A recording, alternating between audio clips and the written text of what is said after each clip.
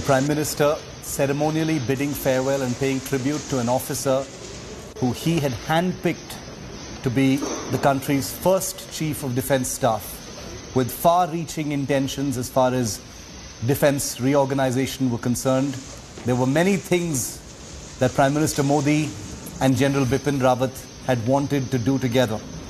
General Rawat had only 1 year left as Chief of Defence Staff, but a great amount was planned to be achieved in this 1 year, and that work by General Rawat remains unfinished. The Prime Minister now going towards the families, where he will be meeting each and every one of them after paying a floral tribute to all 13 caskets, from General Bipin Rawat to Mrs. Madhulika Rawat, to Wing Commander CHAUHAN, to Squadron Leader Kuldeep, to Lieutenant Colonel Harjinder, to Brigadier Leader, to Junior Warrant Officer Das, to Junior Warrant Officer Pradeep. He will be paying tribute to each one of them individually. And that's what you're seeing right now. As he does his pranams to each one of those caskets, the Prime Minister knows that the grief of 12 families is standing right next to him, and the entire nation shares in the grief of these 12 families. The Prime Minister coming personally, a symbol of what General Bipin Rawat represented to the military, to the government, to the public, to India as a nation, because he was, after all, in many ways, a father figure to the security establishment, the country's top military officer. The Prime Minister shared an extremely good connect and a personal connect with General Bipin Rawat. And that's one of the reasons why the Prime Minister isn't just here in his official capacity. He's also here to bid farewell to someone who had become a friend, a military officer who he had come to respect greatly, someone who had played a role during the surgical strikes of 2016, someone who had played a role as Eastern Commander in the Myanmar surgical strikes the previous year in 2015, and someone whose military advice and counsel was something the Prime Minister counted on very deeply.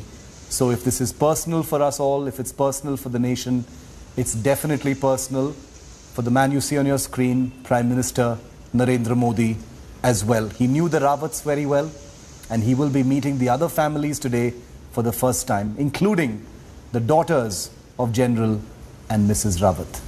Here's the Prime Minister now meeting with the families.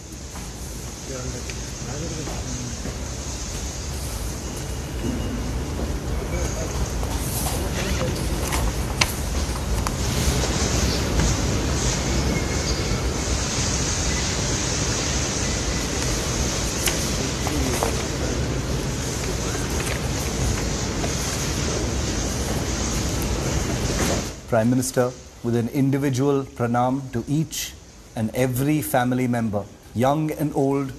There are children there, there are aging parents there, and all of them receive a respectful bow, a namaste and a nation's thanks through the country's Chief Executive, the Prime Minister Narendra Modi, for each and every family member.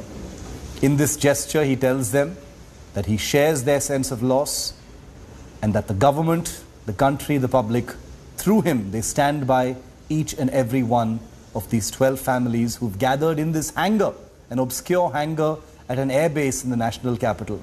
Something none of these families would have ever hoped to enter in these terrible and tragic circumstances. The Prime Minister with them in solidarity, not just as the Pradhan Mantri, but also, as he calls himself, the Pradhan Sevak of the country.